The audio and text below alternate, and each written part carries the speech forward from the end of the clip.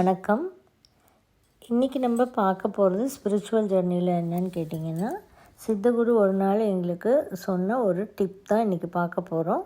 சித்தகுரு சொல்லிட்டாரு என்னென்னா, ஒரு 100 பேராவது கமெண்ட்டில் ஆஃப்டர் டெத்தை பற்றி கேட்டால் மட்டுமே நெக்ஸ்ட் ஆஃப்டர் டெத்தை பற்றி போடணும். இல்லைன்னா இவங்களுக்கு அதை பற்றி அக்கறை இல்லைன்னும் போது நீ எதுக்கு யோசிக்கிற, அதை பற்றி போடாத இப்போதைக்கு ஆஃப்டர் டெத்தை பற்றி அப்படின்னு சொல்லியிருக்காரு. அதனால் அவருடைய பேச்சை மீறி நான் போட முடியாததுனால ஆஃப்டர் டெத்தை பற்றி இப்போதைக்கு நிறுத்தி வச்சுருக்கேன். மற்றபடி ஸ்பிரிச்சுவல் ஜர்னி ஓடிக்கிட்டே தான் இருக்கும். அவர் சொன்ன டிப்ஸ் அந்த மாதிரி விஷயங்கள் உங்களுக்கு நான் கொடுத்துட்டே தான் இருப்பேன். இது என்னன்னு பார்த்திங்கன்னா, நிறைய குடும்பங்களில் இன்றைக்கி தரித்திரம் நிலவி இருக்குது. தரித்திரம் அப்படின்றது எதை வேணால் எடுத்துக்கலாம். செல்வம் குறைபாடு எடுத்துக்கலாம், ஆரோக்கியம் குறைபாடு எடுத்துக்கலாம், நிம்மதி குறைபாடு எடுத்துக்கலாம், எது வேணால் நம்ம எடுத்துக்கலாம்.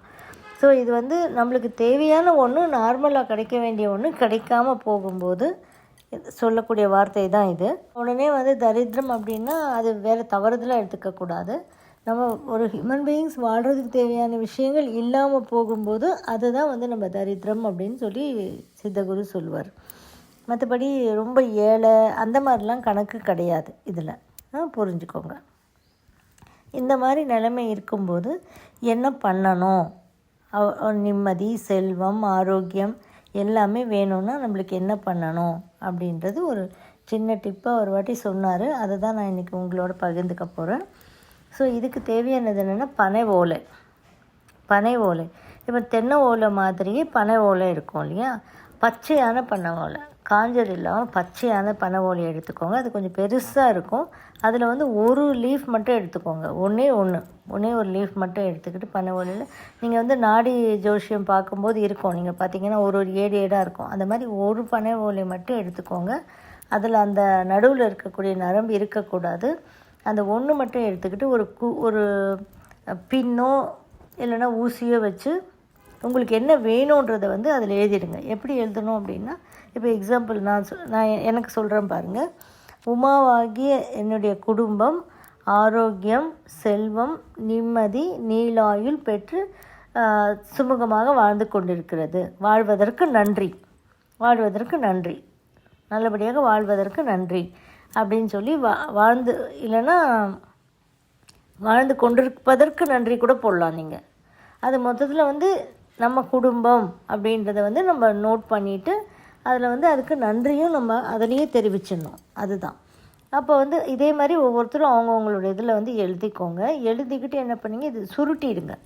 அந்த ஒன்று சின்னதாக தானே இருக்கும், அது நல்லா சுருட்டிட்டு அதை என்ன பண்ணணும், ஒரு வீட்டில் ஏதோ பண்டிகைகள் வந்தால் கலசம் வைப்போம் இல்லைங்களா, ஒரு காப்பர்தோ ஏதோ ஒன்று, சில்வர்தோ ஏதோ ஒன்று, வெள்ளிதோ இல்லை ஸ்டீல்தோ ஏதோ ஒன்று கலசம் வைக்கிற சொம்பு, அந்த சொம்பில் இந்த சுருட்டிட்டு அதை அப்படியே அது சொம்பு உள்ள போட்டுட்டு நீங்கள் என்ன பண்ணணும், ரோஸ் வாட்டர் ஊற்றணும்.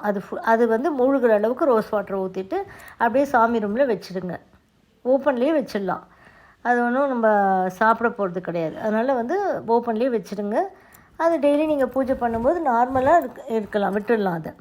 இதை என்றைக்கு பண்ணணும் அப்படின்னா, அமாவாசை அன்னைக்கு பண்ணணும். அதுக்கு முன்னாடியெல்லாம் பண்ணக்கூடாது.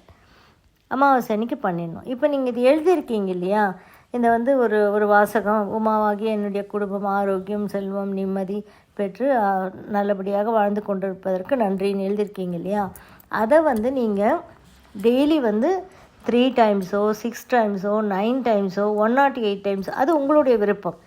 எவ்வளோ வேணால் நீங்கள் படிக்கலாம். ஆனால் 3, 6, 9ன்ற முறைகள் வரும்படி படிங்க.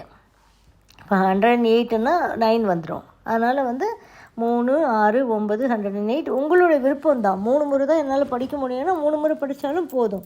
அதுக்காக குறைஞ்சி வருமா நம்மளுக்கு ரிசல்ட்னா அப்படியெல்லாம் கிடையாதுன்னு சொல்லிட்டார். ஓகே, உங்களால் முடிஞ்சது. நம்ம உடம்புக்கு கஷ்டப்பட்டு எதையும் நம்ம செய்யணும்னு அவசியம் இல்லை அப்படின்றது தான் இந்த கான்செப்ட். அப்போ அமாவாசை அன்னைக்கு இதை வச்சுட்டோம். இப்போ நெக்ஸ்ட்டு என்ன பண்ணணும் அப்படின்னா, பௌர்ணமி வரைக்கும் அப்படியே இருக்கணும். அது பௌர்ணமி அன்னைக்கு எடுத்து இந்த தண்ணி இந்த ரோஸ் வாட்டர் இருக்கும் இல்லைங்களா, இந்த ரோஸ் வாட்டரை வீடு முழுக்க தெளிச்சிடணும். இதில் அந்த பனை ஓலையை வச்சு தெளிச்சுட்டு இந்த பனை ஓலையை நம்ம வீட்டு வாசலில் கட்டிடணும். ஒரு கயிறு போட்டு கட்டிடணும்.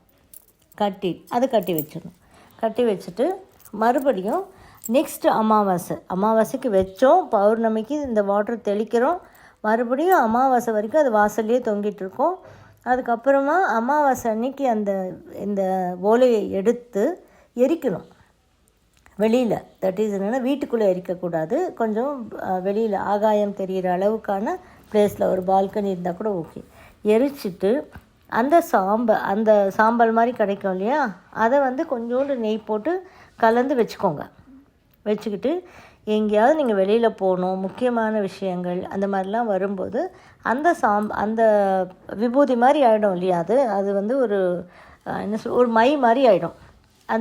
அதை அந்த கலவையை நெத்தியில் இட்டுக்கிட்டு நீங்கள் போகும்போதோ யார்கிட்டயோ பேசும்போதோ நீங்கள் என்னெல்லாம் செய்யணும்னு நினைக்கிறீங்களோ அந்த வேலைகள் சுமூகமாக நடக்கும் அப்படின்றது தான் இதனுடைய கான்செப்ட்.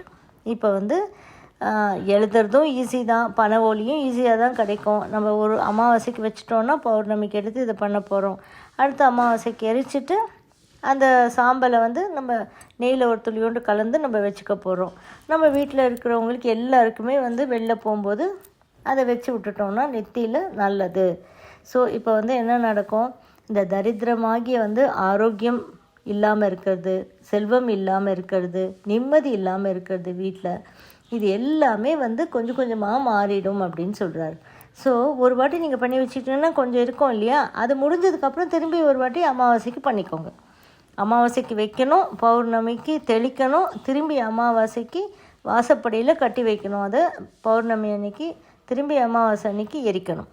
இவ்வளோ தான் கான்செப்ட்டு. ஸோ இது ஈஸியாக நடக்கும். இது நிறைய பேர் எங்களோட இதில் செஞ்சு பார்த்து இதனுடைய பெனிஃபிட்ஸ் எல்லாம் கிடைச்சதுனால தான் இது நான் உங்களுக்கு தெளிவுபடுத்துகிறேன். ஸோ நிறைய பேருக்கு தேவைப்படும் இல்லையா இந்த மாதிரி விஷயங்கள்லாம். நிறைய பேர் இன்றைக்கி கஷ்டத்தில் தான் இருக்காங்க. ஒன்று ஆரோக்கியம் இருந்தால் பணம் இருக்காது, பணம் இருந்தால் ஆரோக்கியம் இருக்காது, வீட்டில் நிம்மதி இருக்காது. ஏன் நிம்மதி இருக்காதுன்னே நம்மளுக்கு தெரியல. எல்லாமே இருக்கும், ஆனால் நிம்மதி மட்டும் குறைவாக இருக்கும். அப்படிப்பட்ட எல்லாருமே இதை செஞ்சுக்கலாம். இல்லை எனக்கு எல்லாமே இருக்குதுன்னா கூட நீங்கள் செஞ்சுக்கலாம், தவறே கிடையாது அப்படின்னு சொன்னார். அப்போ என்னென்னா நம்மளுக்கு எல்லாமே வேணும். ஆரோக்கியம், செல்வம், நிம்மதி, நீண்ட ஆயுள், நிறை செல்வம், உயர் புகழ், மெய்ஞானம் எல்லாமே வேணும். ஞானம் வேணும். அது மாதிரி நீங்களே இது பண்ணிக்கோங்க, ஃபார்ம் பண்ணிக்கோங்க, ஒரு சென்டென்ஸை ஃபார்ம் பண்ணிக்கிட்டு அதை எழுதிட்டு எல்லாமே எனக்கு கொடுத்தமைக்காக நன்றின்னு சொல்லி ஒரு நன்றியை போட்டுருங்க முன்னாடியே நேச்சருக்கு. இது எல்லாமே நேச்சரோட சம்மந்தப்பட்ட விஷயங்கள் தான், பஞ்சபூதங்களோட சம்மந்தப்பட்ட விஷயங்கள் தான்ன்றதுனால நீங்கள் இந்த மாதிரி போட்டுட்டீங்க அப்படின்னா இயற்கை நம்மளுக்கு எல்லாத்தையுமே எல்லா வளங்களையும் நம்மளுக்கு பெற்று தரும் அப்படின்றது தான் கான்செப்ட். எல்லாமே இருந்தாலும் சில சமயம் நிம்மதி மட்டும் இருக்காது. அது ஏன் இருக்காதுன்னு நம்மளுக்கு புரியாது. ஸோ அந்த மாதிரி ஆட்களும் இதை செஞ்சுக்கலாம். ஸோ மொத்தத்தில் என்னென்னா எல்லாருமே செஞ்சுக்கலாம், குடும்பத்துக்கு தேவையான ஒரு விஷயம் இது. அதனால் எல்லாருமே செஞ்சுக்கிட்டு எல்லோரும் நீலாயில் நிறை செல்வம், உயர் புகழ், மெய்ஞானம் பெற்று ஓங்கி வாழ வாழ்த்துக்கிறேன். சித்தகுருவின் சார்பில் உங்களுக்கு இந்த வாழ்த்துக்கள். ஸோ இதை இன்றைக்கி நீங்கள் செஞ்சு பாருங்கள். அமாவாசை போயிடுச்சு, இப்போ தான் அமாவாசை போயிடுச்சு. ஸோ திரும்பி வர அமாவாசை வரைக்கும் வெயிட் பண்ணுங்கள். அமாவாசையில் தான் நீங்கள் செய்யணும் இதை. அதனால் செஞ்சு பார்த்துட்டு எங்களுக்கு இதனுடைய பெனிஃபிட்ஸ் எப்படியெல்லாம் உங்களுக்கு இருக்குன்றதை கமெண்ட்ஸில் சொல்லுங்கள். தேங்க்யூ ஃபார் வாட்சிங். உங்களுக்கு பிடிச்சிருந்தால் லைக் பண்ணுங்கள், ஷேர் பண்ணுங்கள், கமெண்ட் பண்ணுங்கள், சப்ஸ்கிரைப் பண்ணிக்கோங்க, பெல் ஐக்கான் ப்ரெஸ் பண்ணிக்கோங்க. ஸோ தட் நாங்கள் போடுற எந்த வீடியோவும் மிஸ் பண்ணாமல் உங்களுக்கு நோட்டிஃபிகேஷன் வரும்.